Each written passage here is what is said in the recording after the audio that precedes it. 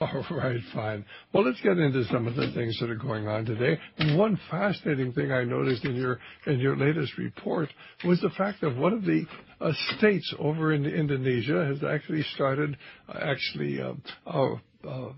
allowing the exchange of gold currency, the gold dinar, the silver currency. What does that forebode? I mean, certainly this suggests to me that this could be the first of many countries that are going to be going back to a gold-backed currency. Well, it could very well be. I had people write to me who have lived there in that state, and they say it's very populous, very big. So it's not some insignificant, group of people. This is large.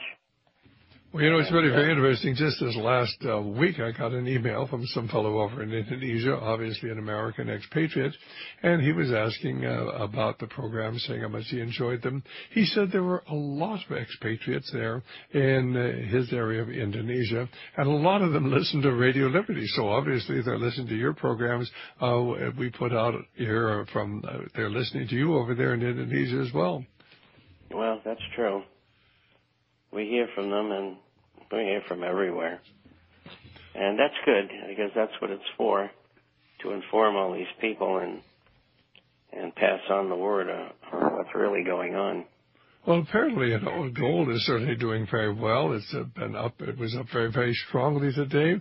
Do you think this is just a temporary thing, or do you think you have often said you thought would be at 1,600 by the end of the year? What do you really think now? And you don't have to be accurate, but I just want your best guess. It's all an educated guess.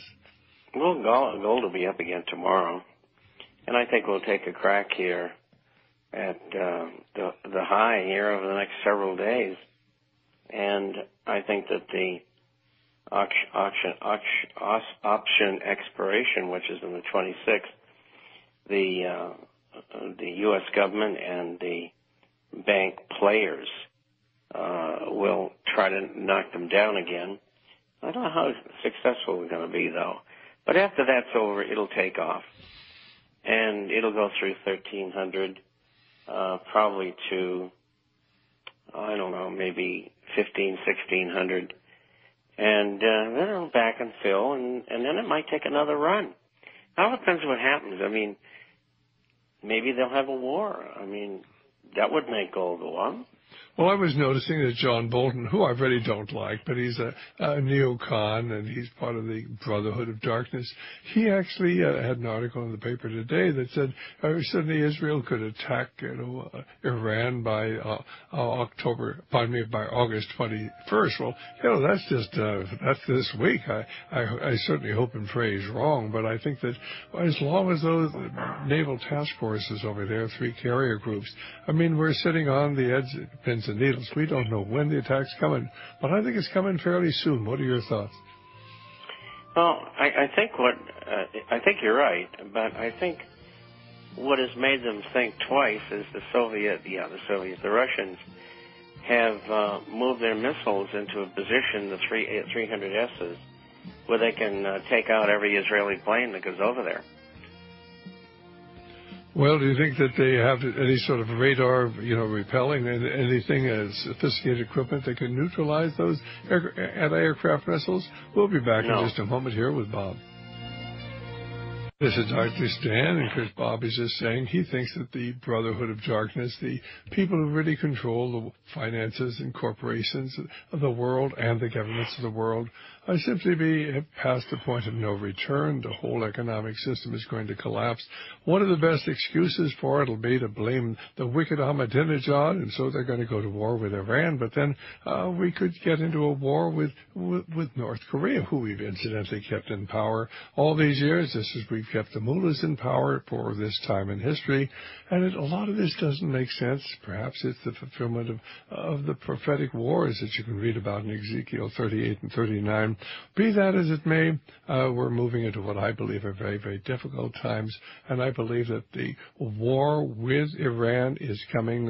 How soon, I don't know, but everything is in place. The carriers are there. Certainly the Arab countries, the Sunni Arab countries are on board, and actually have given Israel the right to overfly the northern part of Saudi Arabia when they move forward in their coming attack on Iran. So we're in very, very difficult and dangerous times. Well, certainly, Bob, as far as the market is concerned, I mean, we're hearing, that, things are beginning to pick up a little bit, certainly.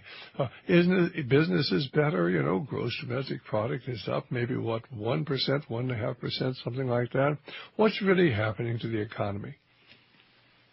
Well, I might add that those 1 3/8% figures that the business has projected instead of the 3.7% increase in GDP, and then the 2.4%. They have one more revision coming. They think it's going to be 1.3%, and that is really bad. And that means that the third and fourth quarter are going to be what I projected, even, and then the fourth quarter probably a -2%. And the Fed is getting the money into the economy. They're doing it a number of ways. And it's all monetization, and inflation is going to start even officially picking up. And within a year, it'll be up officially to probably 5.5%. Real inflation will be back at 14.5%. And the question is, will it go higher, and how much higher will it go? Well, at the same time, you're going to have a depression. You're not going to have any improvement to speak of.